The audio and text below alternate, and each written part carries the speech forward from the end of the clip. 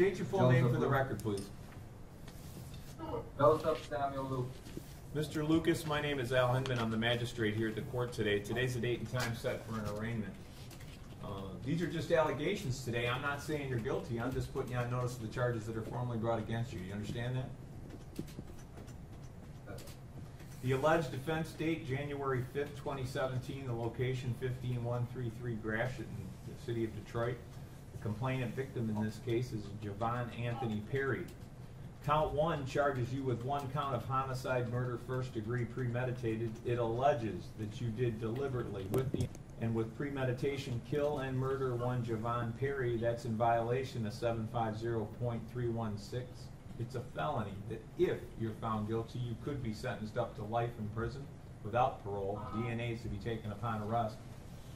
Count 2 charges you with weapons felony firearm. It alleges that you did carry or have in your possession a firearm, to wit a pistol, at the time he committed or attempted to commit a felony, to wit murder, contrary to 750.227B. That also is a felony that if you're found guilty on that charge, you could be sentenced up to 2 years consecutively in any preceding term of imprisonment imposed for the felony or attempted felony conviction, with mandatory forfeiture of that weapon.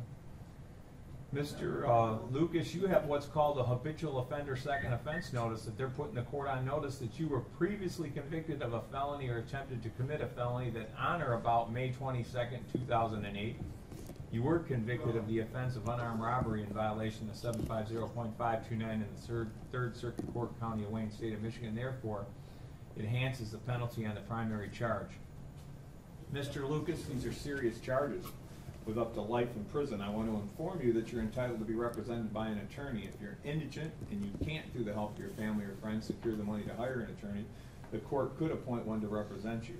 You have the right to a trial before a judge or before a jury, and you have the right to remain silent. Anything you say orally and or in writing can be used against you in court. You've been fingerprinted on these charges, correct? Yes. The next step in these proceedings is what's called the preliminary examination. That's not a trial at which your guilt or innocence will be established. It's a hearing to determine if there's enough evidence to hold you for trial.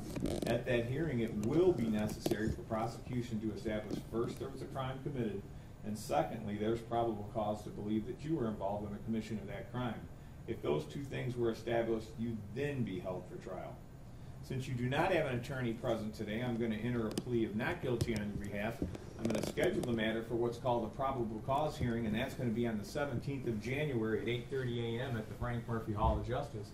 I'm also going to schedule your preliminary exam date for January 24th this year, 1:30 p.m. at the Frank Murphy Hall of Justice. Mr. Lucas, based upon the seriousness of these charges, I'm not even going to get into bond. I'm going to remand you to the Wayne County Jail with no bond. That wraps up the case of Mr. Lucas.